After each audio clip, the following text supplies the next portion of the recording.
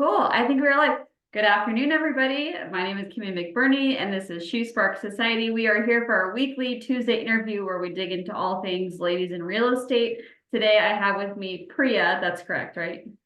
Yes. Priya Nali. Yep. Priya, Nolly, thank you so much for joining us. So, as I teased, we are kind of digging into all things coaching. I have dubbed it Coaching 101. So, kind of running the full gamut of like, what is coaching? What can you expect? What can you look for? And then also asking you some questions about becoming a coach and what that looks like from your perspective. So, my first and favorite question, birth to real estate in 5 minutes or less. Give me your life story. Okay. Birth to real estate. Born and raised for the most part in Northern Virginia, went to college at Old Dominion down in Virginia Beach, moved down to Georgia where I had some family, got knocked up, came back home. And I had always had this bug for real estate. I bought my first house when I lived in Atlanta, and both my agent and actually the realtor on the other side of the table told me at the closing table, you would make a great realtor. And so once my daughter turned about a year old, I decided to go ahead and get my license. And now March will be 10 years since I've been in real estate, which is kind of crazy. It went really fast. And then 2021, I started my team. And I actually just merged my team with another top producing team in the Northern Virginia, Maryland, DC area as of January 1 this year, which is super exciting. So that I could continue to focus more on coaching. So that's kind of the segue into coaching there. Love Married, two that. kids. I So was gonna say you did that in like half the time. I love it. Did you have any career experience before being a realtor, or was this kind of your I first? did, yeah. I worked oddly enough at a law firm. I was a paralegal for a period of time. I had family that wanted me to go into law school.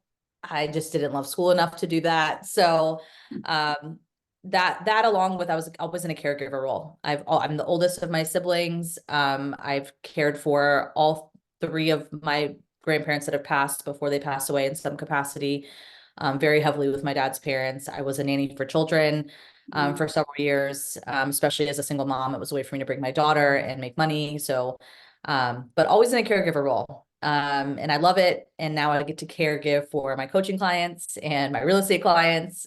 So it's just transitioned into that realm as well. I love it. I was just gonna make a joke that it's like the perfect segue. It's not a joke It though, it's really reality, is, right? Like though. we are It really caregiving. is. You are a caregiver for your clients. So Absolutely. And in one of the most important and sensitive, transitions for of their sure. life. So I love it.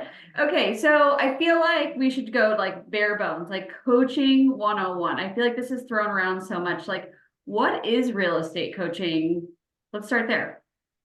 Yeah, I think I almost want to start with making it clear the difference between coaching and mentorship, because a lot of times people think that they have a coach, but what they really have is someone in their office or a colleague or a broker who says that they're going to mentor them.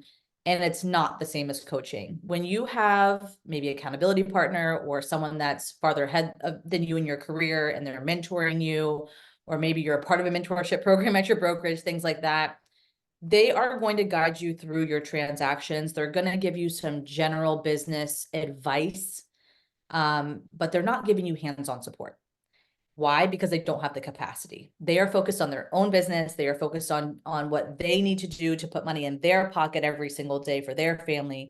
Their job is not to help you grow your business, even your broker, because your broker has hundreds, if not thousands of people that they're responsible for. And so they just don't have the capacity to give people the hands-on nitty-gritty support that I think a lot of times people are hoping for and looking for and thinking they're getting through a really solid broker or a really solid mentor. And then they are confused why they're still not making progress in their business when they have support. So I think that's a big difference between mentorship versus coaching. When you hire a coach, when you're paying for support, you are getting really, really personalized hands-on support in your business. You have someone looking inside of your financials. You have someone looking at how the back end of your business is operating. You have someone walking you through, what does your client experience look like? Where are some roadblocks that we keep bumping into? Where are you finding things stressful in your business? And those are not the kinds of conversations that a mentor is going to have with you. So I think that's an important piece for people to remember, is that you might have the best broker in the world. You might have great friends in the industry that give you awesome advice on what works well for them. But unless those people are sitting down with you and saying, tell me about yourself, tell me about your home life, tell me about your financial resources, tell me about all the things that make you you. What are the things that make you happy? What are the things that you absolutely hate? Because if you have someone doing that, then you're able to build a business that is unique to your strengths, that outsources your weaknesses, that really hones in on your ideal client. Everything's so specific to you that you're really set up to where you won't fail. Yeah, Does, I love does that. And that make that's a sense? great 100%. And I love that approach because yeah, I think so many people do have great influences in their life, which are very helpful. But is it almost fair to say too that like a good way to like a common denominator would be like, are you paying this person for their time? Like, because I feel like most coaches are, whether it's group coaching, individual coaching, like, because that's a good way to differentiate, like, you know, a mentor or a broker or whatnot. Like, yes, they may have residual income, but unless you are paying to engage with this person specifically, it's probably safe to say that they're not actually coaching you. Correct. Yeah. Okay.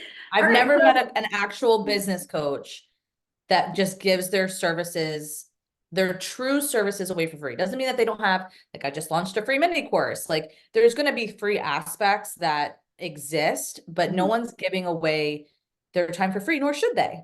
Like, that's one of the things I teach my clients is that you have value in your time and you need to know what that value is so that you make sure you're not spending your time on low value tasks that take away from your bottom line. yeah. So if we're teaching that, we've also got to practice it too, right? 100%. So I feel like, and I probably need to practice what I preach. I don't have a coach right now. I've had coaches, I've gone through coaches. I have struggled with finding the right person, definitely. So coaching 101. So there's an agent out there who's listening to this. They're struggling.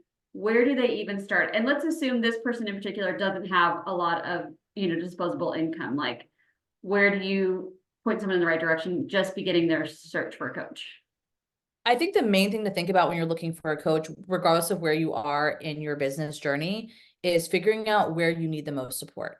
If you are someone who needs support, like you're like, I have a great business plan, but my finances are completely a hot mess, it would be really good for you to find a coach that specializes in that area. If you're someone who's like, look, I have all the clients in the world coming in, but they're not getting a great client experience because I have no systems on the back end, then you need a coach that specializes in creating systems. So figure out where your weak points are and then find someone that specializes in that area because everyone's in a different place.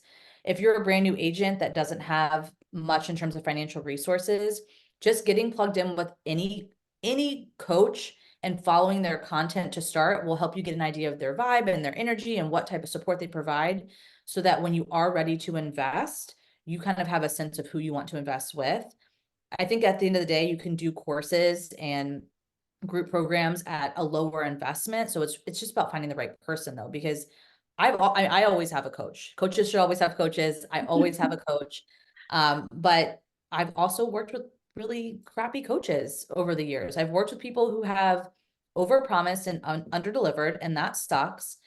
I do find that more often than not comes when coaches are working with a super high volume of people and they have a strictly group coaching high volume model versus coaches who, even if it's group, it's just smaller, more intimate groups, or they do one-on-one coaching. That's been my personal experience. When I've gone into programs where they have hundreds of people enrolling all the time, again, you're kind of ending up in that almost that broker situation again, right? Where you're one of so many that you're not ever going to get that personalized support.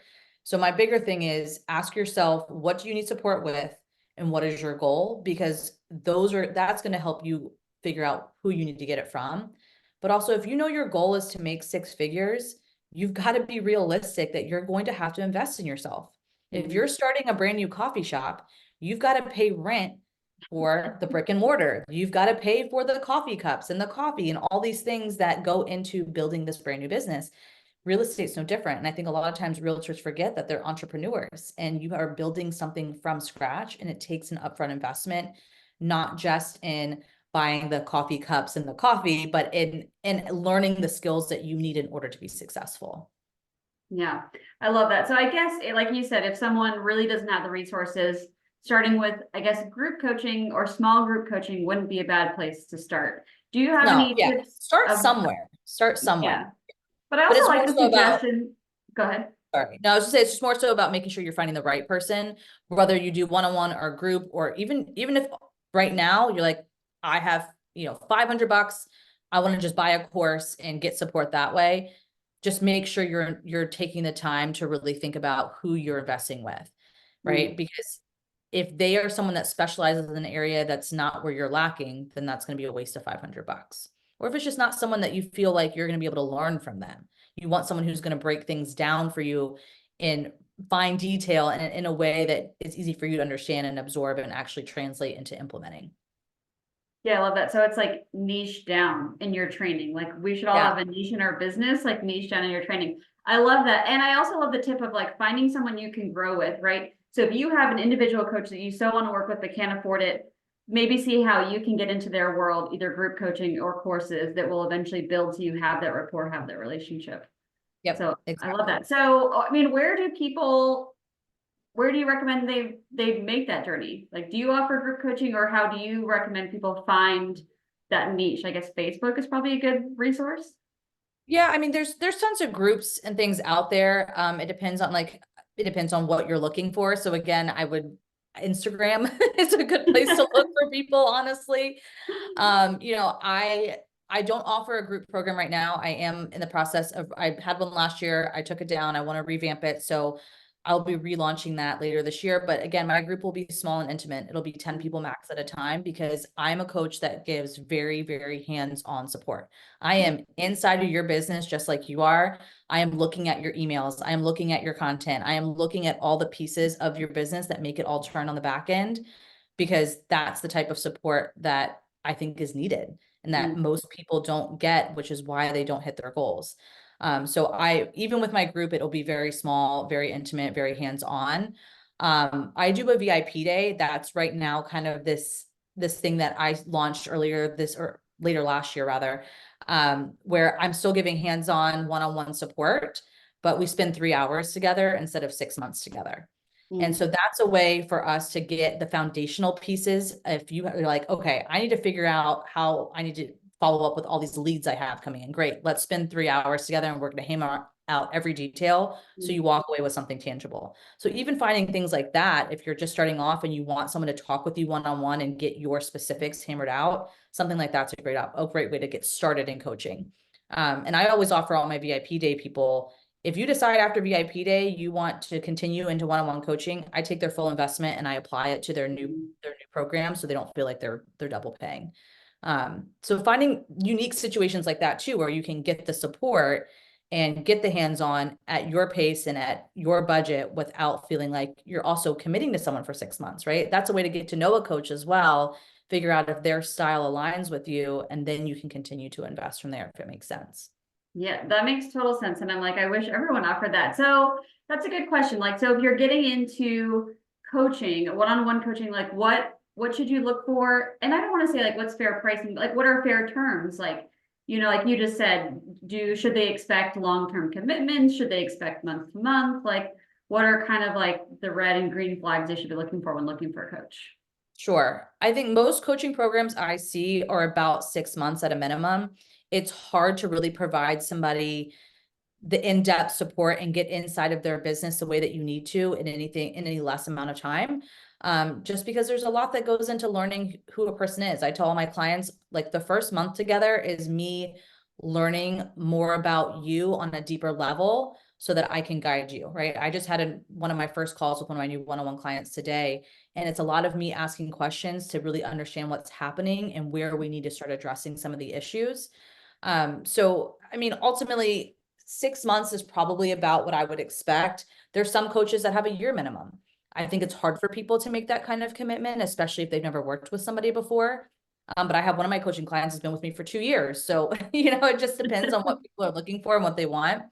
Um, I would say in terms of some red and green flags, red flags for me have always been any type of situation where someone's like, I have the one and only framework you're ever going to need. Like, no, they do not, because that doesn't exist. It doesn't exist, right? So anytime where someone's telling you like they have the one solution to your exact problem, I don't believe that to be true. And I think that anytime someone's selling a framework, you're not going to get anything personalized from that. You're just going to get, here's a bunch of information. You go ahead and figure that out because I've given you the information that you need to be successful versus, again, that hands-on coaching experience. So that for me is always a red flag. I also believe you get what you pay for. So if something sounds like you're getting a lot and you're paying $250 a month for one-on-one support, like you're probably not getting a lot of value from that. You're just not. One-on-one support comes with an investment, but you have to look at what am I getting in return? I'm getting someone literally holding my hand and walking me through every aspect of my business. I have someone in my back pocket answering questions whenever I need, whether we have a scheduled call or not, right? That's the kind of support you're looking for. And when you invest and when you're looking for that kind of support, you have to expect that you're going to have to invest in that kind of support. So group coaching is always going to be a less expensive option because it's one-to-many support versus one-on-one. Again, I typically see those programs with group anywhere from 12 weeks to 6 months, somewhere in there. Again, 6 months is pretty standard. I would expect at least $500 a month for a solid group coaching program. And I've seen one-on-one coaching programs, 5,000, 5,000 is kind of like where I would say things start hitting a month, is the high end of one-on-one support. And then there's everything in between, right? So that's another reason why understanding what you need is important, because if you are looking for specialized support, something that takes a unique skill set and they have invested in themselves to learn and grow so they can support you, that's going to come with a cost and a premium. The amount of time someone gives you, again, we talk about the value of our time. So if someone's giving you a lot of their time and a lot of their support, that's going to be a higher investment than someone that's going to see you once a month and give you a course, right? So you have to look at what you're getting for the investment. Yeah. And so I know we're talking about a big range, like you just said, like 500 to 5,000 for one-on-one coaching. Like what again are some general things they should expect? Like how much one-on-one time do you get? And what are some other like standard amenities that one should expect when engaging a one-on-one coach? Sure. So with one-on-one coaching, I can speak a little bit to my own program, which has been designed around my own personal experiences and seeing also what my clients need. So my one-on-one clients get 2 one-on-one calls with me a month. That's an hour each call. We meet over Zoom and that's their personalized time. I also meet with them once a week for a group. My group that I meet with once a week is women only. So I really love the energy of our group. And so I recently made the decision that I just want to keep it women because I like the vibe. So I do coach men one-on-one, but the group portion is just for my women. And then all of my clients have back pocket support for me. So I use an app called Telegram. It's similar to Voxer, Slack, all those types of things, where if they have a question, if they're working on something and they want my feedback, they just pop it in our chat and I'm there. I'll record Loom videos. I'll edit things for them. I'm again, very, very hands-on. So they constantly know that they have someone holding their hand. So that's the type of support I provide. I've been in coaching programs myself where I'm being coached that have similar models. The coach that I have right now, I meet with her twice a month for an hour, every week for a group, and then channel support too. So I think the higher end coaches do offer a lot of support. I've seen coaches that provide 30-minute calls twice a month. I've seen where maybe you get one-on-one call a month and then you get weekly group calls. Not everyone offers the channel support. That's something that my clients really love and take full advantage of, is that back pocket support in between, because your questions don't wait for scheduled calls, right? And when you're trying to build momentum in your business and make fast progress, that's harder to do if you're just waiting for the next scheduled call. So that's one thing I would tell people when you're looking at a coach: ask what support that you get in between your scheduled calls, because that will determine how fast you're able to make progress. Yeah. Have you ever had to cut somebody off from one-on-one or No, support? no. And I jokingly, like, they take full advantage. I love it. I love that they feel supported by me and that they come to me saying, hey, I trust you to help me with this because I know that you're going to be honest. I know you're going to have my back on it. And I love what I do. So I've never had to cut someone off. I've told people no to coaching though, too. And that's the other thing. I don't believe that I can help every single person. I don't think that's true because I don't specialize in the areas where everybody has a problem. And so there's been times I've gotten on a call with someone to talk about what their needs are, what they're looking for. And if they don't align with the services that I provide, I'm not going to sit here and pretend like I do. And I'll point them in the right direction. I'll say, hey, this is not my area of expertise. I think you need to talk to someone who specializes more in X, Y, and Z. And I have lots of, partnerships within the coaching industry. So I, can always direct people. But that's the other thing too, is if you get on a call with somebody, they're like, oh, no, I can help with that too, and they're all of a sudden trying to sell you on why you should be working with them. It's like, no, don't go on that path, because you're working with someone who clearly doesn't have their self in alignment of what services they provide and what they specialize in, and they're just looking to make money versus provide support, and there's a difference. Yeah. So what are some examples of things you really love to kind of niche down in as far as support? And what are some examples of something you might refer out? Because people might be like, I have no idea what to even ask for. Yeah, so I am strategies and systems. So when my clients come to me, they typically feel very stuck. They don't know what they should be waking up and doing every day. They're not sure how to generate leads in their business. They don't even know what lead generation sources they should be doing because they haven't had anyone sit down and learn about them and build something out that's customized. A lot of my clients come to me and struggle with time management and how to have what I call the CEO daily operating flow. So that's like one of the first things I do with my clients is help them build out a routine for themselves on a daily, weekly basis so that they wake up every day, they know what they need to do, they stay consistent, everything feels like it flows versus like knee-jerk reaction, trying to put out fires all the time. I help people with delegation. So a big part of the process I take my clients through is we create the systems, and then we determine what pieces of those systems somebody else can execute for them so they can focus on the high level tasks versus them doing it all. I do not believe in doing it all. I don't think that we're meant to do it all. I think it's exhausting to do it all. And so a big part of what I teach is creating these simple systems to where it's not only easy for you to execute, but as you grow and as you're in a position to start delegating things out, it's also easy to plug somebody into your business and you already have an SOP for them to follow. So it's just, okay, these are the things you need to do. The links are in there, the how-to videos are in there. Everything that's needed to execute those tasks is there. So it's really plug and play to hire a VA or even boots on the, for realtors. Like I haven't shown a house in probably over 2 years now.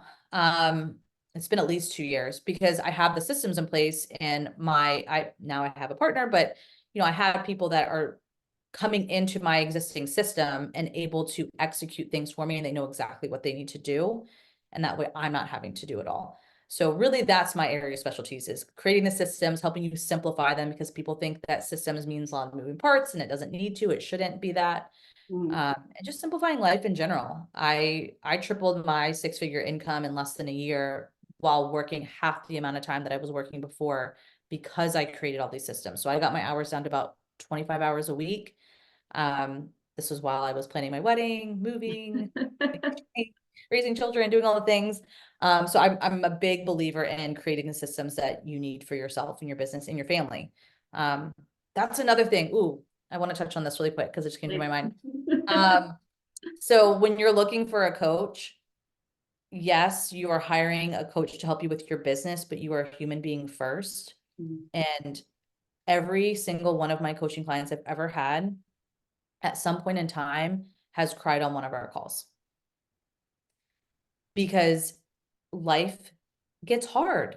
Stuff happens, things we can't control. Like there's the human aspect, and you need somebody who's going to help you navigate how to manage it all when it feels like everything's hitting the fan all at once. And you want someone that's going to be able to be empathetic and not just, it's not all about business. Yes, business. Yes, we're driving things forward. Yes, we're hitting goals, but we have to make that work with our real life first, because we are humans first. We didn't come out the womb as realtors, although some of us might feel like it. That is not how we got here, right? And so making sure that your coach has that aspect of support where they understand that you and your life, and they're going to make sure that they're integrating their support around the support that they have, that they suggest for you is integrating your business in your life and not just looking at them separately, because they're never going to be separate. There's always, it's a Venn diagram. There's always going to be that gray area in the middle where it overlaps. And if, whether you have kids or don't have kids, or maybe, you know, whatever your life situation is, you've got to be able to build your business around that, not build your life around your business. So that's a big thing to talk about with the coach when you're speaking to them is, you know, is how do you work around people's personal situations? What do you do to support personal situations? Because I think that's important. Yeah, that's huge. And I guess that's kind of your smell test too. Like if they say that it doesn't matter or if it doesn't integrate, like that's probably a huge red flag. Or like if they're like, well, I'm not a therapist, I just focus on your business. It's like, it didn't ask to be, you know, it's not about therapy. It's about understanding the human aspect, and that people are going to have unexpected life situations happen. And, you know, we've got to be able to support and adapt. Have to. Yeah. Have to. Yeah, I think that's important. Like, and I mean, do you ever, the example comes to mind, I had hired someone recently and she has a kid and she asked me that, she was like, in the interview, I was like, do you have any questions for me? And she's like, well, do you have kids? Because, and that to her, that was saying like, are you someone who's like understanding or sympathetic? Like, do you ever, yeah, I mean, like, how do you attempt to like match, like if someone does want that personal support, like how do you explore that with them, or do you do any of that ahead of time, or what can people expect in that process? So the first call that I ever have with someone, just when we're getting to know each other, I'm learning, asking questions, learning about their business. I'm also asking about their personal life. So do you have a partner? Do you have children? Or like, what are the things that you like to do? And even, it's not just what are your business goals? I'm like, what are your personal goals? Mm. And a lot of times when people tell me their personal goals, they actually name business goals. And so I'm like, no, what are your goals, you as an individual human, right? Because I think, again, as realtors, as entrepreneurs, we forget ourselves that we're human sometimes, and we focus so much on the business piece and we forget about, we have to take care of ourselves as well. We have to do things to nurture our own self-care. And so that's a big part of what I help my clients do as well, is integrating that self-care time, making sure that they're taking care of themselves on a personal level, because if we're not good as a person, how is our business supposed to be good? Mm. I love that. If you're not Well, sleeping, if you're not eating, if you're not exercising properly, you're going to fall apart eventually. right, like they go probably hand in hand more than people realize. So that's, I completely believe in that. So I do want to at some point move on to ask you kind of personal questions about how you got into coaching, and if people want to do coaching themselves, kind of go on that end of the spectrum. But before we leave, like personal coaching, coaching 101, anything else that I'm forgetting to ask? Like what do people need to know that they don't even know they need to know? I feel like we touched on a lot, because I'm a talker, so I love it. let it all out. But if you know that you need support, if you're feeling stuck, if you're feeling lost and you're scared to invest in coaching, you are costing yourself more money by not investing in coaching than just taking the leap of faith on yourself and doing the thing that you know you really need. And I see that happen a lot, where people come and they're like, I need support, I need X, Y, and Z. And then it's like, but they're scared, or there's this fear that they're not going to make the investment back. And the only way you don't make your investment back is if you don't do the work. So if you're ready to do the work, you're ready to show up for yourself, you're ready to commit to your goals, then hiring a coach should be a no-brainer for you, because hiring the right coach will literally cut down your execution time in half, because you're not trying to figure it out on your own, figure out, okay, I know now, I finally figure out what I need to do. Now, how do I do it? Now, where do I, like, you have someone telling you. So you're operating like this. So the goal that you had for the end of the year, now all of a sudden you're hitting in 6 months because you have that support. So I think it's really about, don't stop yourself from making the progress. Don't self-sabotage just because you're afraid to spend the money to get the support. Even the crappy coaches I've hired have been worth it, because I have still learned something. I have still learned something. And sometimes learning what not to do is also beneficial. I'm not saying just go hire anybody and hire a crappy coach, but I really truly don't have any regrets from any coach that I've ever hired, even the ones that I didn't think were great. Yeah, so that's a good question. So like you said, like a 6 month investment is kind of the minimum investment, but how does someone know sooner than later, like if they're not the right coach for them? And are a lot of these 6 month investments like no cancellation policies or like Yeah. when, so, Yeah. but like, okay, say month 3, you're not feeling it. Like, how do you know when to cut it loose, or maybe it's just you that aren't doing the work? I guess that's hard to say without the So situation. So I think this is where you kind of have to take a look at like the reason that the coaching programs that I did not enjoy were not good, in my opinion, although there might have been other people that felt differently, was because I felt like they sold the coaching support as one thing, Mm, and then what it actually turned out to be is another. So if someone said to you, I'm going to give you X, Y, and Z, and they don't, then you should absolutely speak up for yourself and say, hey, this was not what you said I was getting. mm, But if you're unhappy because you're not getting results, but you're also not doing the work, then that's a different conversation. And also understanding that just because you hire a coach doesn't mean that you're magically going to reach all your goals in the next 30 days. Like, again, the first 30 days should be really some foundational work. And so it does take time, and you do have to build momentum, especially if you're starting from a place where you haven't been consistent in your business and you haven't been doing the right activities. You really are starting from scratch. It takes time, which is why there's that 6 month minimum, because you can't expect results in 30 days. You can't expect results even in 90 days. 90 days is probably where that momentum really starts to pick up, because you've been putting in the work and because you've been consistent. Um, so if you're unhappy with a coach because you don't feel like they're providing you something that they said that they would, you should absolutely speak up for yourself. And either that coach needs to step up and do something different, do the thing they said they were going to do, or yeah, you should ask for your money back 100%. But if it's you that's not doing the work, if you're showing up to the calls, you haven't done the work, you're not being consistent, then that's not a coach problem, that's a you problem. The coach isn't there to do the work for you. You still have to be the one to implement. I love it. Cool. Well, I think that kind of puts a bow on it. So let's move on, because I'm so curious. So we have all levels in this group, right? We have people who are new to the business who might need a coach. Well, like you said, everybody needs a coach. So even if you Everybody's want to be a coach, you need a coach. So tell me a little bit about your journey to coaching. So you got into real estate. You're obviously an individual agent. Like, at what point did you feel called to and capable of coaching others, and how did that kind of come about?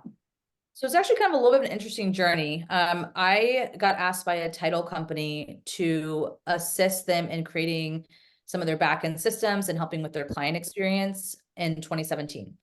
And so I did that, and I really loved it, and I found I was very good at it.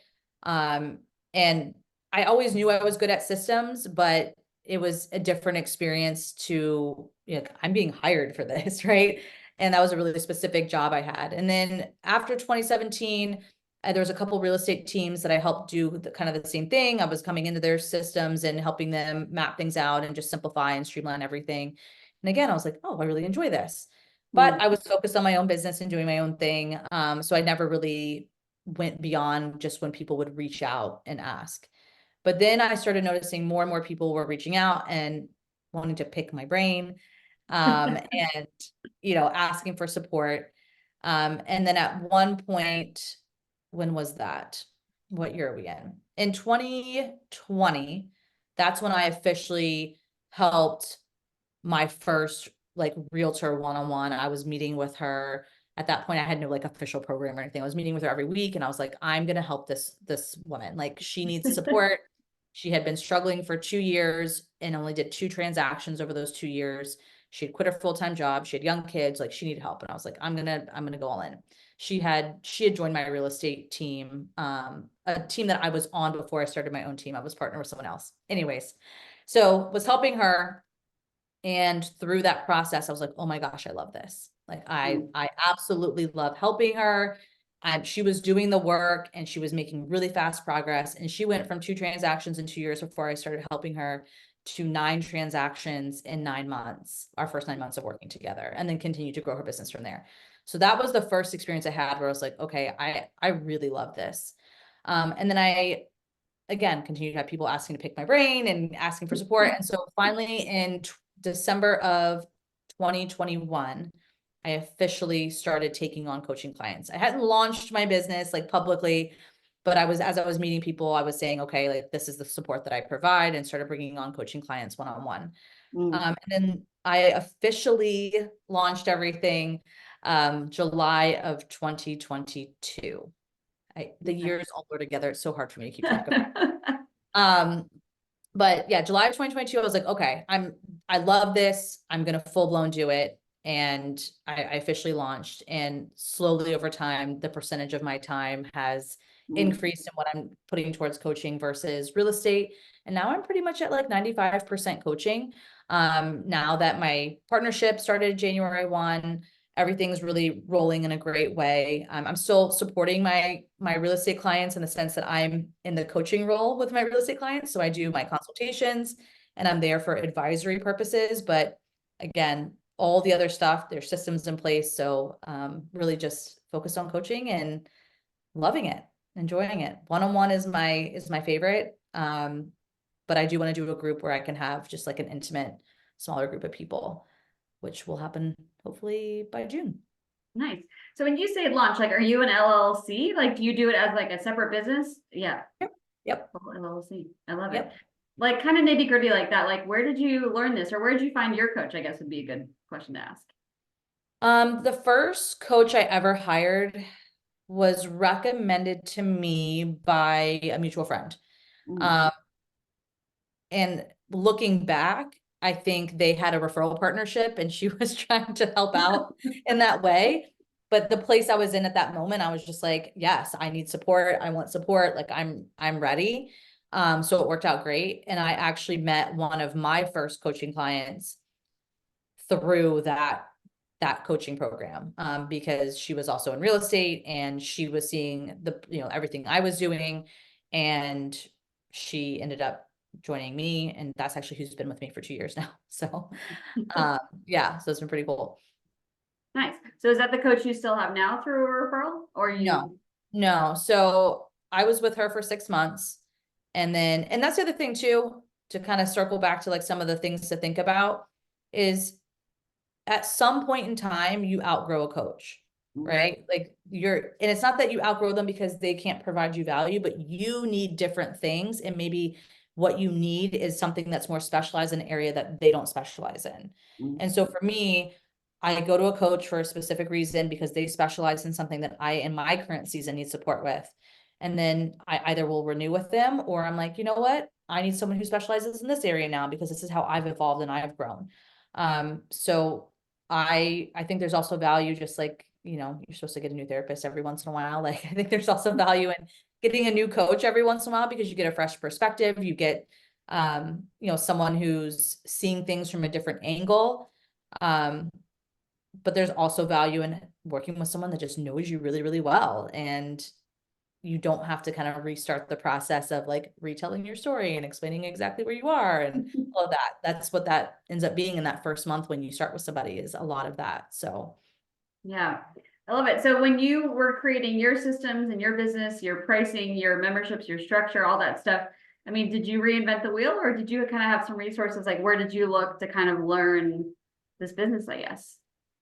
some of it was trial and error. Some of it was from my coach, right? My coaches and what they recommended. And it's always taking the coach's recommendation, but then also kind of doing that internal check with yourself of, does this feel aligned? Does this feel right?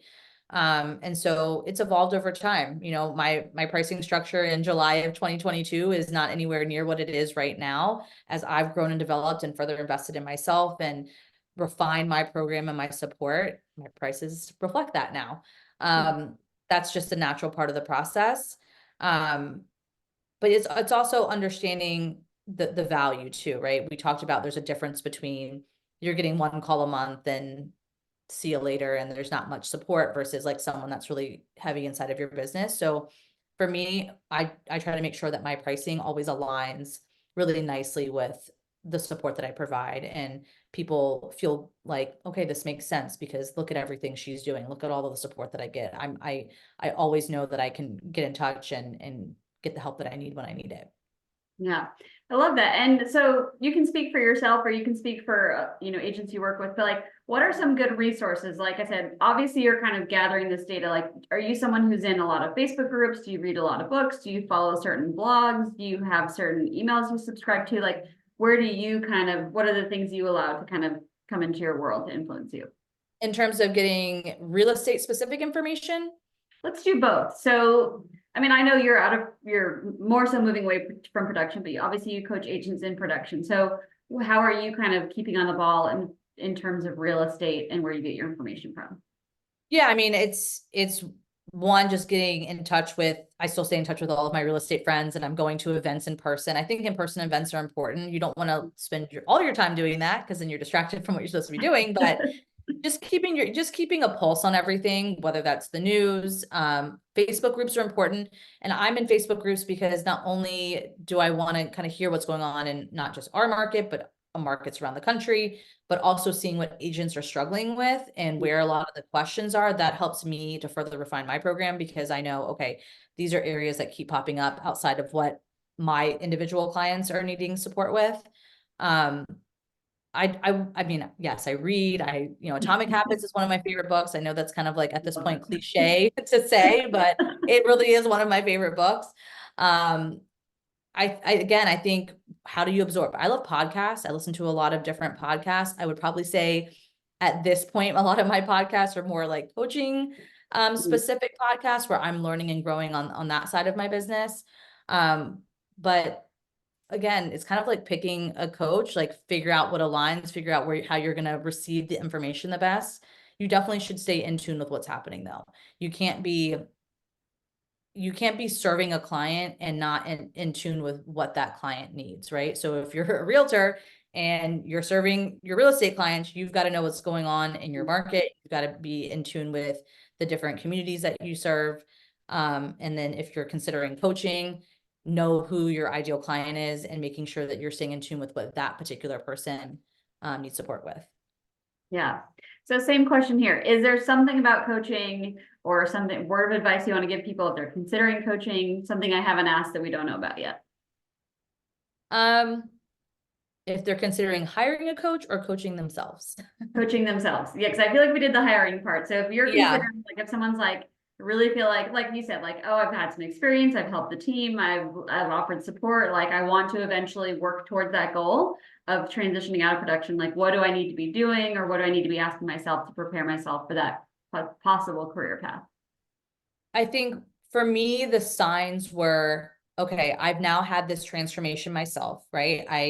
I hit six figures my first year as a full-time realtor, and then I more than tripled my six-figure income in less than a year while cutting my hours back. How did I do that? How did I accomplish that? Like, let's break that down, right? Because now I have something tangible that I can teach other people how to do, right? So when you have an experience where you've had a personal transformation that you found a lot of success with, and could be life-changing for other people, then you also have something that you could coach other people on, right? But just because you've had this transformation doesn't mean it automatically translates into something that somebody else wants. So that's where it's like, okay, well, let me kind of test the waters with this. Like, this is where market research comes in. And is this something else? Is this something that other people would also benefit from learning? Is there a desire for this in the market with my ideal client? And if the answer is yes, then it's time to come up with a strategy. It's time to break down everything that you did into something that you can teach, right? And whether you decide to make it a course or you decide to coach one-on-one or somewhere in between with group coaching, it's making sure that you understand very clearly that not everyone's going to be you. And so coaching, that's why I said personalized a lot, unique a lot, because everyone is different. Everyone's coming from a different place. So you can't expect that it's going to be a situation where you just say, oh, well, this is exactly what I did. So now I can sell this for X amount of dollars and, everyone's going to learn and be great and be happy.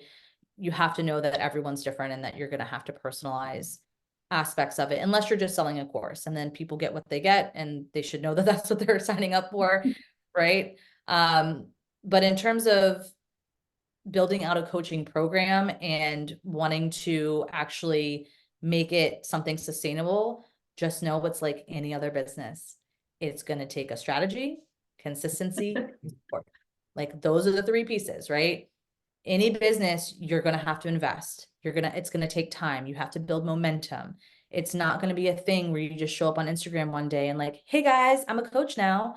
And all of a sudden people are like, take my money. Like that's not how it works. And it's not about the money for me. Like, yes, I need to make a living with the services I provide, but if you don't truly enjoy helping people,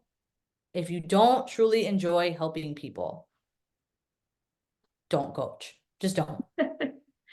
Like, Yeah. and I know that's like the thing that a lot of realtors say too. They're like, oh, like, why did you get into real estate? I enjoy helping people. It's like, okay, but like, we all know what that means to help a real estate client.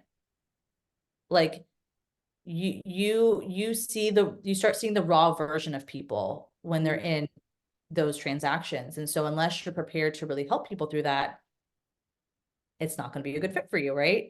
It's the same thing with coaching. Like coaching is a very intimate experience. So you have to be in a place where you're not only willing to be vulnerable yourself, but create a space where other people can feel comfortable being vulnerable too. Yeah. And it takes handholding and it takes patience and it takes, there's sentences that I say probably 50 times in 1 week, but that's okay. Yeah. That's okay, because I have to say that same sentence just a little bit differently with just a little bit of a different tone, depending on who I'm talking to, because that's what that person needs. Yeah. I love it. Well, we've got a few minutes left, so I want to dig in specifically to what you offer to tell us a little bit more about you. So, like, what is your company? What do you have going on? Like, how can people get in touch with you? That kind of thing. Sure. So in terms of getting in touch, hit me up on Facebook, also on Instagram, Priyanali_. I think we'll drop my information in the Facebook group. Yep. And in terms of things that I offer for support, right now I have 2 offers. One is a VIP day. So we spend 2 hours together. We dive really deep into whatever your thing is that you need support with. A lot of people come to me because they want a business plan. They don't have anything specific mapped out. They're kind of just been doing stuff. So that's the most common reason people do a VIP day, but any type of foundational support that you need, I'm very honest with people that you're not, you're going to walk away with from VIP day with something tangible that you can implement, but that doesn't mean you have the lifelong cure to your business, right? Like that's step one is getting to get started. And like I mentioned earlier, anyone who does a VIP day with me, if you decide you want to jump into continuous one-on-one coaching, then I do let you apply your investment there. And then with one-on-one coaching support, it's 6 months, again, 2 hours, one-on-one every month. We meet weekly for an hour with our small group Q&A. I take limited number of one-on-one clients because I like that group to stay very intimate. And I also do give a ton of hands-on support. And so I have to make sure I'm not burning myself out in the process and then I can keep the same level of value and support for everybody. And then again, the back pocket support. My clients love Telegram. It's been really an amazing addition to the service that I provide with making sure everyone just feels supported 100% of the time. So that again is 6 months. And then I do have an alumni program. So if people want to continue working with me after their initial contract, then I have options where they can continue support at a lower rate. I will be launching a group program later this year. And if you're not ready to invest in coaching support, I did just launch a free mini course. And we can include that link on the Facebook as well, if that's okay. And if not, then you can check it out in my Instagram bio. So definitely a good place to start just to get a sense of the type of support that I provide and just to get started. Sometimes you just need to figure out what your next steps are. So that will walk you through it. Yeah, I love that. Which, yes, for everyone watching this, in the link to the live or in the live, and it'll be in the comments below. We'll make sure everything gets in there. And then quick question that came to mind. Do you only do real estate agents in production, or like what is your clientele? Like, do you coach anyone in business, or is it just real estate agents in production? Realtors and solopreneurs, so businesses that offer a service. I would say I'm probably within my one-on-one group right now, we're about maybe 75-25 realtors. I have a couple of clients that aren't in real estate and they just wanted business coaching support, and they have various businesses. So it's really just about, I don't help people that sell products. That's not my specialty or my niche. So that's an example of where I would say that's not something I can help with. Because a lot of what I talk about and support with is creating those systems around the client experience. So you do need to have a client-based business in order for it to make sense for me to support. Got it. I love it. Well, I'm gonna ask it one more time. Anything on your mind that you think of that I haven't asked that people should know?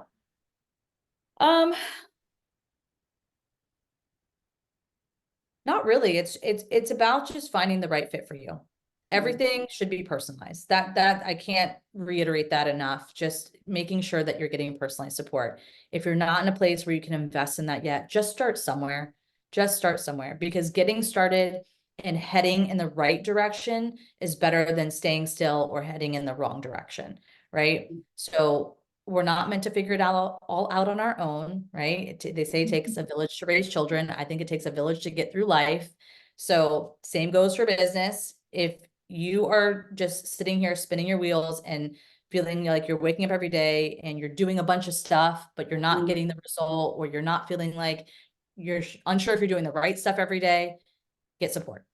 You will never regret investing in a coach who is there to give you the personalized support. You will absolutely grow your business 10 times faster than trying to figure it out on your own.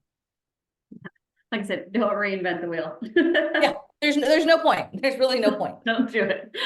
All right, Priya Nelly, I so appreciate your time. Like I said, anyone who's on this call, she'll be tagged in the post. Feel free to reach out to her and she'll definitely plug all of her resources.